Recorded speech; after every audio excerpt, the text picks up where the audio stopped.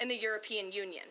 The president will also later in the day hold a multilateral meeting with Qatar, the Kingdom of Saudi Arabia, Indonesia, Turkey, Pakistan, Egypt, the UAE, and Jordan.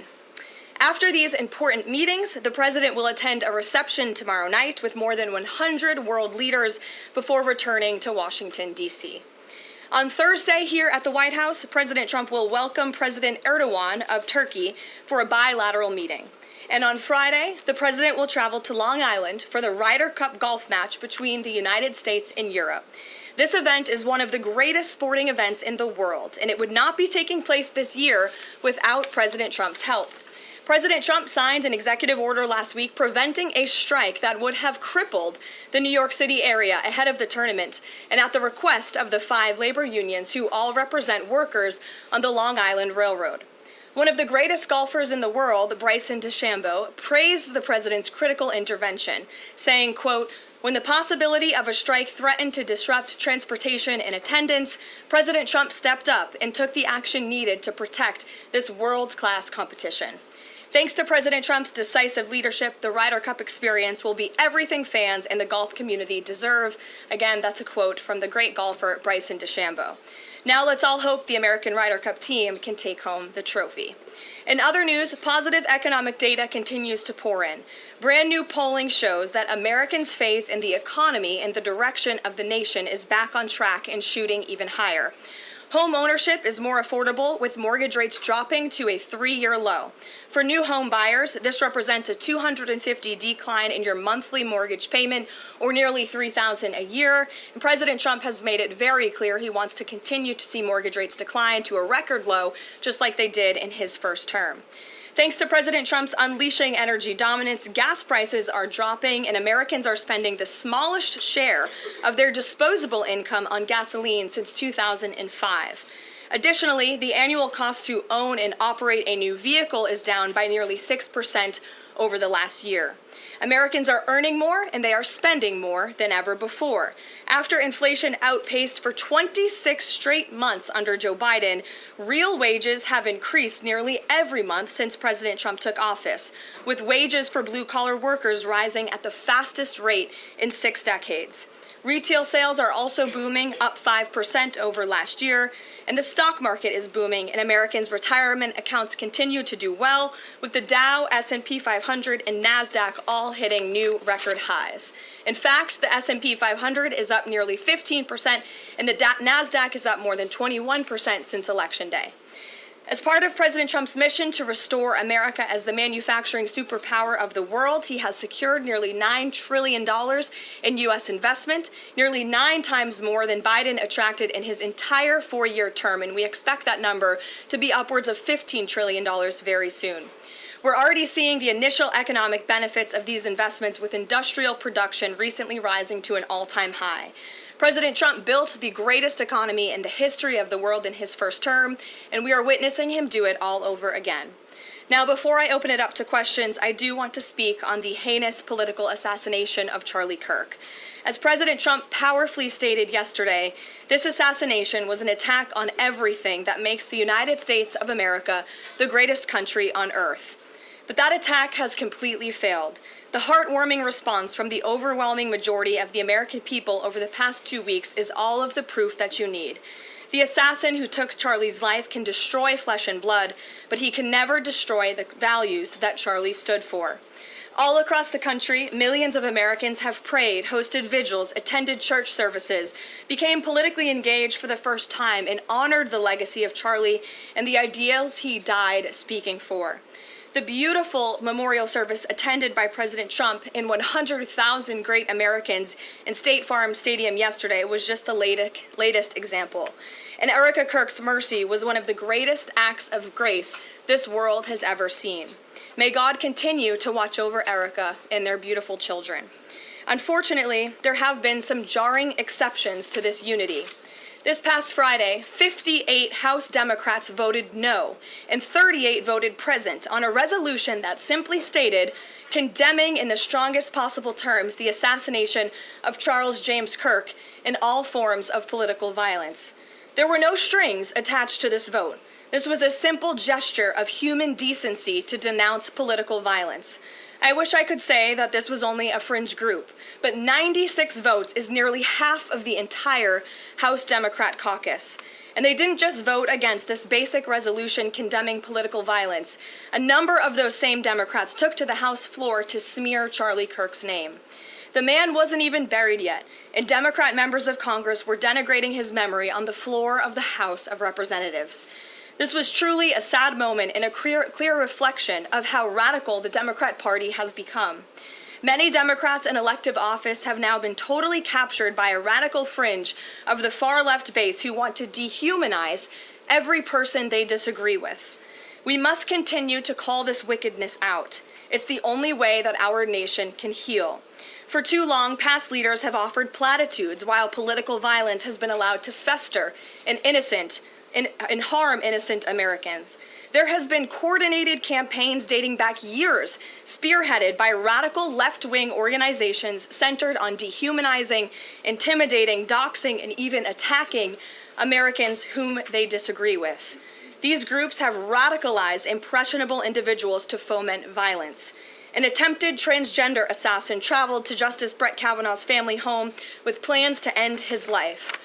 An attempted assassin came within an inch of ending President Trump's life in Butler, Pennsylvania, and on the campaign trail, another attempted assassin tried to kill the president at his golf club in Florida. A left-wing assassin shot United Healthcare CEO Brian Thompson right in the back in the heart of New York City. ICE agents are facing a more than 1,000% increase in assaults for simply doing their jobs. Violent radical left-wing mobs engaged in illegal behavior, targeted Jewish Americans, and shut down America's college campuses under the previous administration. Left-wing mobs burned down Tesla dealerships out of, quote, protest of Elon Musk and his policies. In May, a left-wing activist shouting "Free Palestine" murdered 2 innocent Israeli embassy staffers outside of the D.C. Jewish Museum here in Washington. These are just a few examples, prominent examples, of the growing left-wing political violence in our country. Enough is enough, and as President Trump has promised, he will directly address the dark sources funding and supporting this domestic terrorism to finally restore order in our country. The American people can expect further, very strong action on this very soon. Everyone, Republican, Democrat, everyone in between, we all deserve to live in a country where we do not have to fear for our lives simply for stating what we believe in.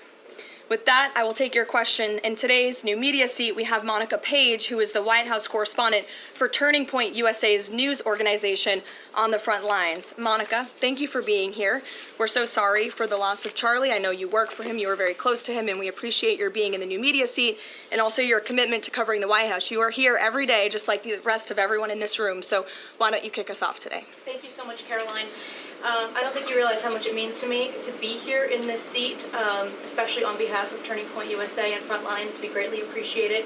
We also greatly appreciate the outpouring of support and just really kind words that we heard yesterday at the memorial service. That means more to us than I don't think anybody ever knows. And even the global support that we're seeing for Charlie has been overwhelming, and it doesn't go unnoticed. So thank you so much. I have 3 questions, if I may, on the horrific murder of Charlie Kirk. Government and local officials said that Antifa inscriptions were engraved in these bullet casings that killed Charlie Kirk. It appears to be a trend, especially after what we saw in the Annunciation Church shooting, Catholic Church shooting. Additionally, Stephen Miller recently commented on the rise in this kind of violence, saying there is a domestic terrorist movement growing in this country. But the president is designating Antifa as a domestic terrorist organization. I'm wondering, what is the approach to holding these people accountable, just to ensure that violence like this just is eradicated moving forward? Sure. Well, Antifa is going to be designated a domestic terrorist organization. The president intends to sign that executive order very soon as it's drafted, as soon as today, later this afternoon. And this is something the president campaigned on, because we have seen a rise in violence perpetuated by Antifa radical people across this country who subscribe to this group. And unfortunately, it's gone widely uncovered by many in the legacy media. It also went completely ignored by the previous administration. Not anymore. Not only, as you mentioned, were the bullet casings subscribed with Antifa mottos, if you will, in the heinous assassination of Charlie, but there have also been more examples than I could read off for you here in this briefing room today of violence from Antifa. I will just read a few. In July 2025, several members of an Antifa cell ambushed and opened fire on officers at an ICE facility in Alvarado, Texas, shooting one officer in the neck. Also in July 2025, 3 Antifa members were charged with assaulting a police officer during a violent riot outside an ICE facility in Portland, which for weeks prior had been under siege from the local Antifa terror cell. In February 2024, a transgender Antifa terrorist detonated an explosive device outside of the office of the Republican Attorney General of Alabama. In July 2023, Antifa members linked to abortionist group Jane's Revenge firebombed pro-life facilities and vandalized churches. In January 2022, a suspected Antifa member was arrested for bringing a pipe bomb to a pro-Trump event. In January 2021, an Antifa supporter threatened to shoot police officers and Trump supporters outside of the Florida State Capitol building. Again, I could continue to list many more examples for those in the room who don't believe this is a serious threat to American safety and our national security, but this administration knows that it is. That's why the president will be signing this order. And we will also be, most importantly, looking at who is funding Antifa and who is funding these other violent left-wing groups that we've seen perpetuate so much crime and mayhem across our country. Thank you. And Charlie Kirk died exercising his First Amendment right, willingly debating, conversing with everybody and anybody.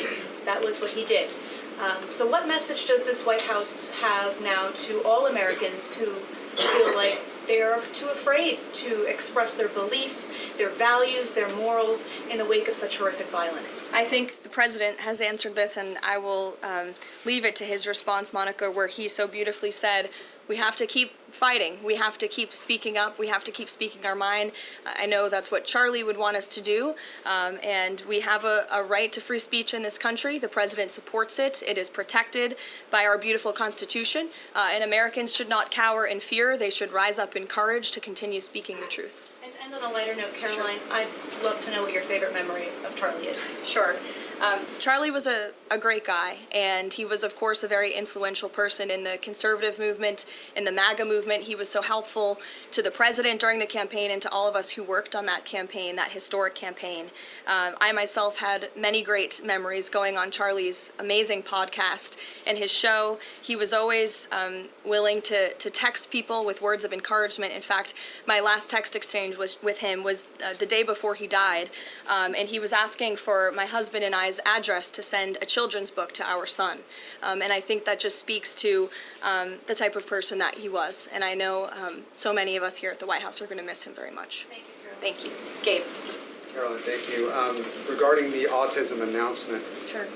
Why now? Does the administration have new data that hasn't been published previously showing a possible link between acetaminophen and autism? I know there's been many reports about what this announcement at 4 o'clock will be, Gabe. The president is very excited about this, so I don't want to scoop the president of the United States and our Secretary of Health and Human Services, but what I can assure you is that Robert F. Kennedy and the incredible health team that this president has put together are really viewing things in a much different lens. And they are paying attention to studies and the gold standard of science and research that many in this city for far too long have turned a blind eye to. So I think Americans are going to be enlightened and proud of what they hear later this afternoon, but I won't get ahead of the president on exactly what that announcement entails. On a different topic, going back to the president's social media post from over the weekend, regarding the DOJ and his seeming frustration that they hadn't taken action quickly enough. I want to point to something that the president said during his inaugural address. Never again will the immense power of the state be weaponized to persecute political opponents.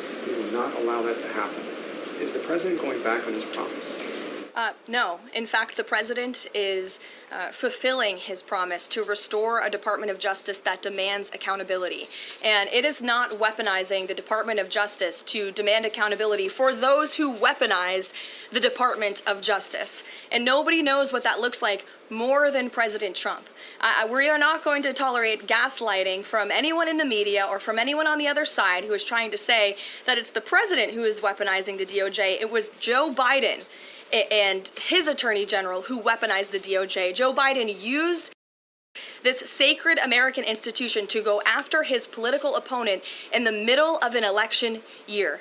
And you look at people like Adam Schiff and like James Comey and like Letitia James, who the president is rightfully frustrated. He wants accountability for these corrupt fraudsters who abused their power, who abused their oath of office to target the former president and then candidate for the highest office in the land.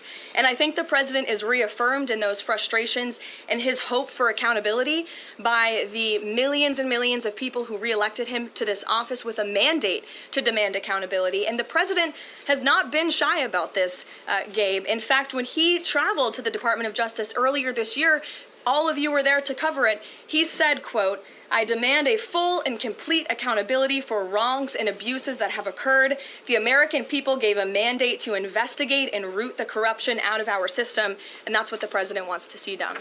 Carolyn. Ed. On the autism issue again, there are reams of scientific research that suggests there's no clear link between autism and acetaminophen usage. You're suggesting today they may have new information on this. A lot of it, and this entire debate, has the potential to confuse women, especially pregnant women, about what to do. What do you say to those that say what you're doing today potentially just introduces more confusion into the debate? I think women for many years, in fact for decades, Ed, have been confused by the rapid increase in autism in this country. In the childhood epidemic, that is chronic epidemic, disease epidemic that is plaguing America's youth. Women are confused about that and they want answers to that. And that's exactly what this administration is focused on finding. And before you jump to conclusions based on reports that the White House has not even confirmed, I would encourage everyone in this room to go into the 4 o'clock announcement with some critical thinking skills and with some open ears to actually listen to what the president and his team of outsiders have to say about this. And there will be a number of things that will be announced and discussed. And I think, I know as a mother myself, I speak, I believe, for many mothers across the country who really want answers to what is happening to our nation's children. So again, I won't get ahead of the president, but I think everyone in this room needs to tone down the judgment before you even hear what people are going to say. Sure. Thanks, Caroline. So too on the Holman investigation, I mean, can you just speak to, did the president ask the Justice Department to close the case, and does Holman have to return the $50,000? Well, Mr. Holman never took the $50,000 that you're referring to, so you should get your facts straight, number one.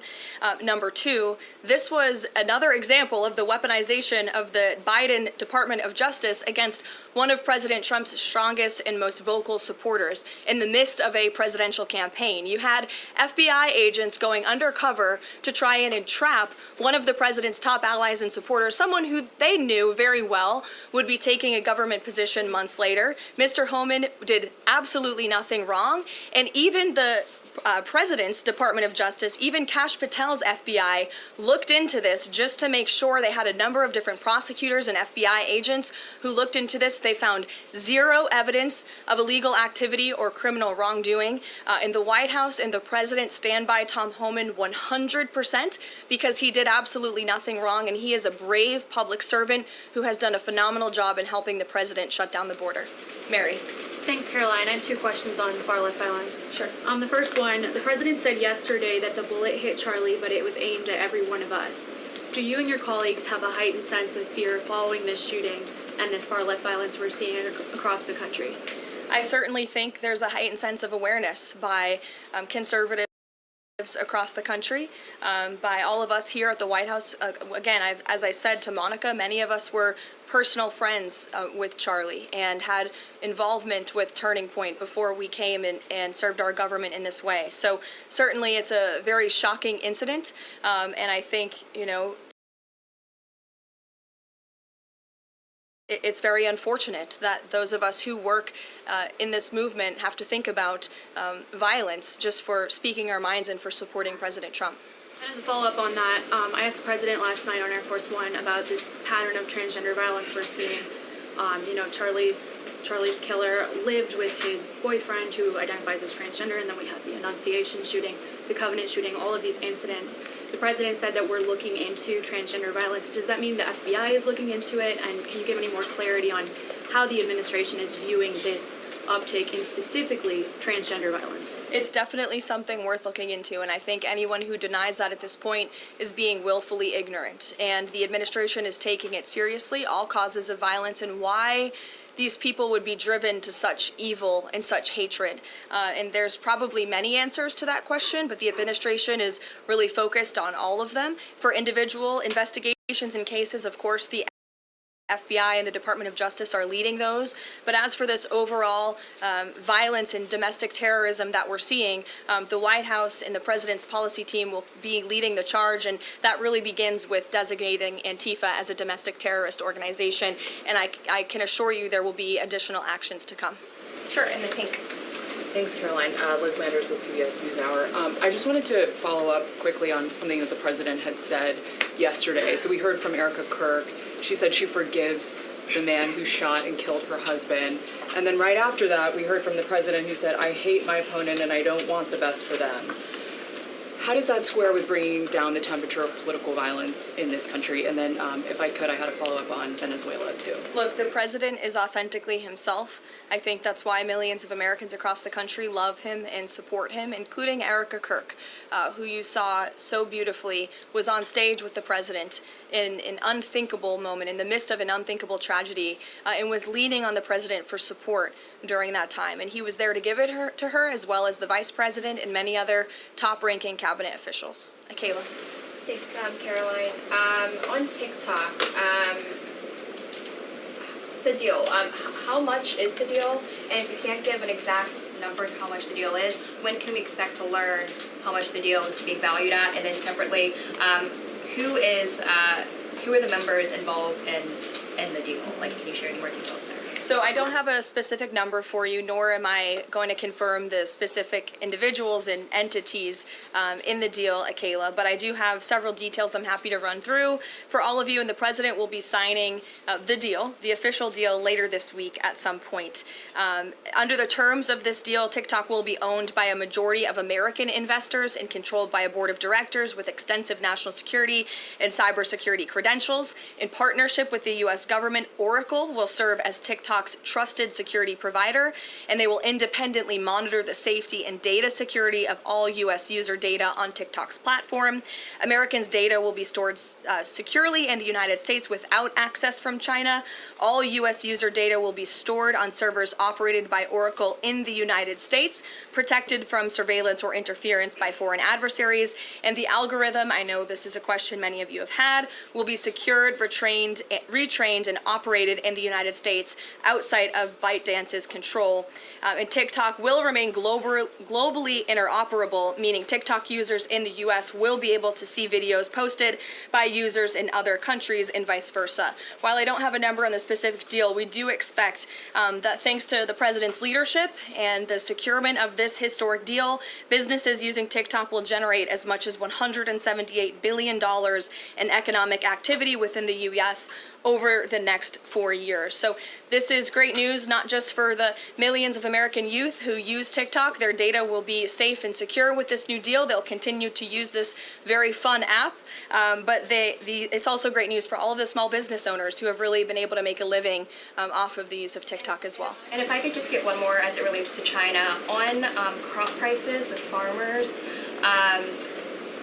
as there's still no official trade deal with China, farmers are getting a little bit antsy navigating, prices being weak and not strong. How is the administration, thinking about farmers right now? Is there anything we can expect to see from the administration on,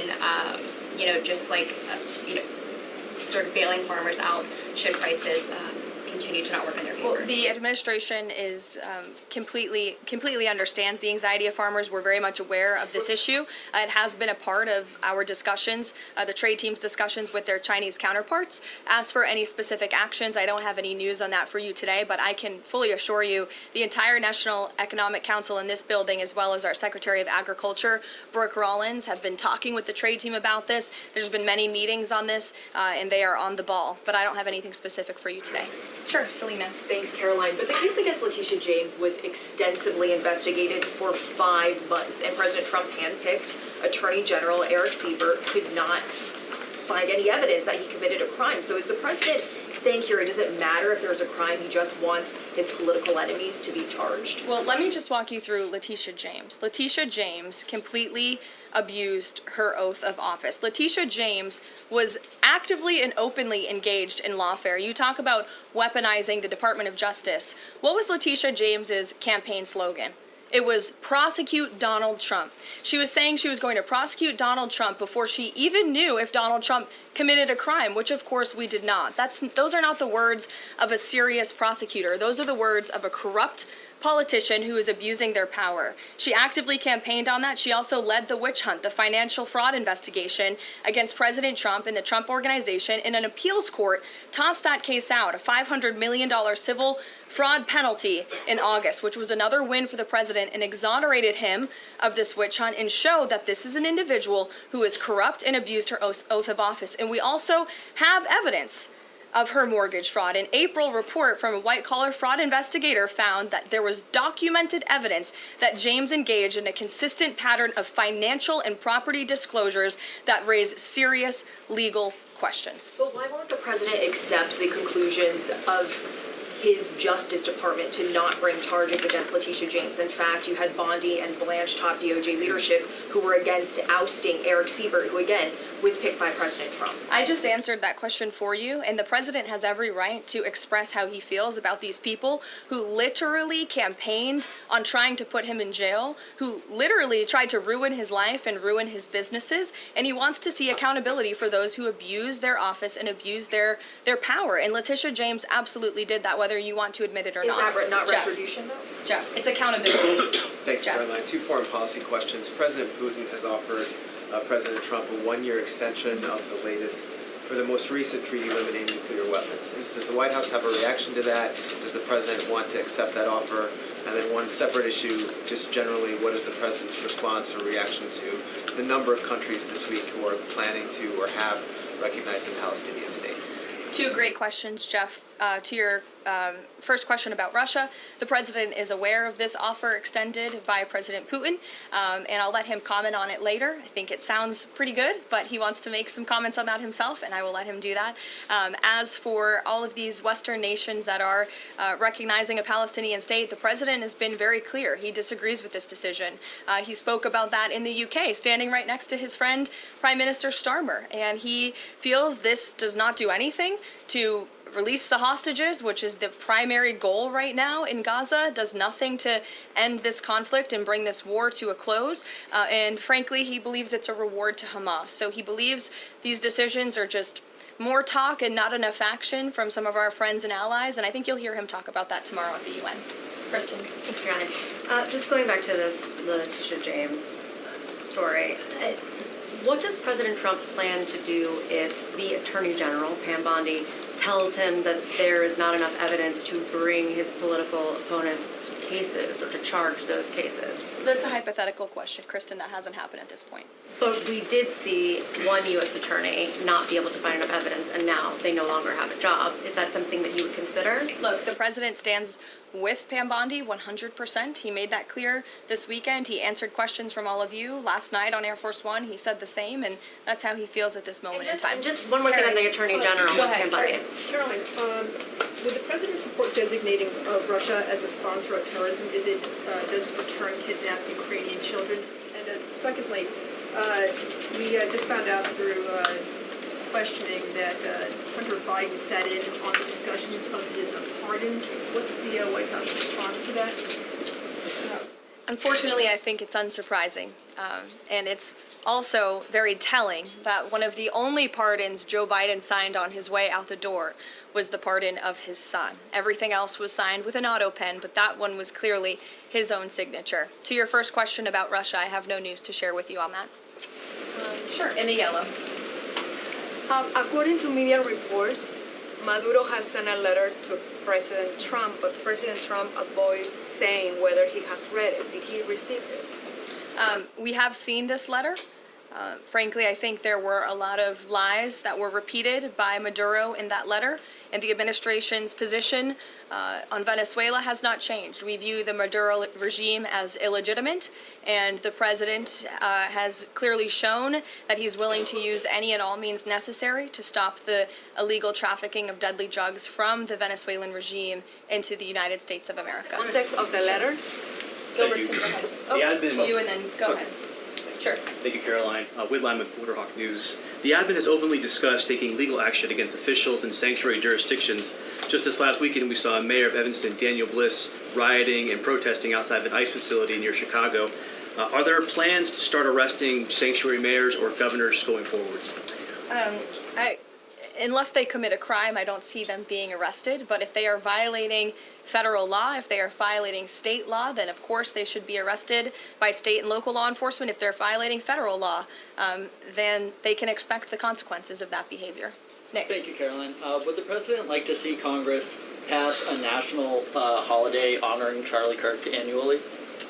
That's an interesting question. I'm sure he wouldn't oppose such a thing.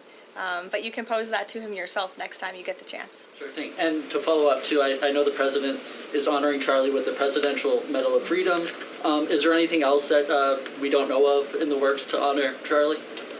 Not at this time, but we do look forward to that Medal of Freedom ceremony very soon. Daniel. Thanks, Caroline. This past Friday, Adam Schiff, Tim Kaine, they introduced a resolution on Capitol Hill aimed at stopping the successful kinetic strikes against narco-terrorists in the Caribbean Sea. What does a move like this, what type of message does it send to families, specifically families who have suffered at the hands of deadly narco drugs like these? I definitely think it sends the wrong message. We wish that Democrats would get on board with a very simple idea of ending drug trafficking and securing our homeland. And I saw a report this morning that the Dominican Republic actually helped us seize a boat that was on its way from Venezuela to the United States of America with lots of deadly drugs on board. And so if you actually hear from Caribbean nations in the region, they are thankful and grateful for the administration's efforts, and they're working alongside us to end this plague of drug trafficking through their seas. Sure, Karen. Over the weekend, Democratic leaders Chuck Schumer and Hakeem Jeffries sent a letter to the White House asking for a meeting with the president to talk about government funding. Has the White House responded to that letter, and will the president sit down with them to talk about this, given that deadline is now 8 days away? Discussions are ongoing with both Republican and Democratic members of Capitol Hill. I don't have any meetings or any scheduling updates for you today, but what I will share is that what this White House wants and what Republicans want, we want a clean funding extension to keep the government open. That's all we're advocating for, a simple, clean budget extension, a straightforward, responsible solution to keep the government open to November 21st and allow the full year appropriations process to move forward. And I will add, this is the same budget that the Democrats approved 6 months ago, just adjusted for inflation. And unfortunately, all of a sudden now, they want to shut down the government. And if the government is shut down, it's only going to, it will be the fault of the Democrats, and it will only hurt the most vulnerable in our country, our seniors, our veterans, our military families, and increasing security for members of Congress, which is something this White House and the administration supports. And if you look back at the statements made by Chuck Schumer and Hakeem Jeffries in the past, they too have advocated against a shutdown and for keeping the government open. Democrat Chuck Schumer himself said a shutdown would mean chaos and pain and needless heartache for the American people. He said once, avoiding a shutdown is very good news for the country, for our veterans, for parents and children, for farmers, and for small businesses. Hakeem Jeffries also said it's about the harm. Families will be hurt if there is a government shutdown. Farmers will be hurt. Holiday travel will be impacted. Democrats clearly know what the right thing to do is here. It's to join with Republicans to pass this clean funding extension. That's what the White House and the president wants. And with that, we will see you all at 4 o'clock for this big announcement later on. Thanks, guys.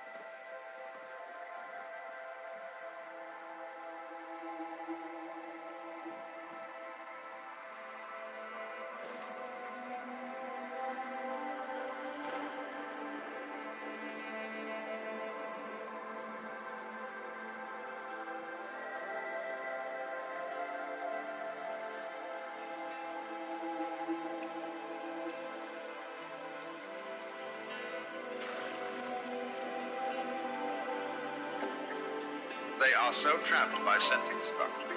The verb has to have that subject. Therefore, you can't have a state of affairs in which there is just the verb, that is to say, knowing. They say, well, who is knowing? And it's as bad as arguing with a flat earth. Impossible. Because of the ruts of thought. Now, such a person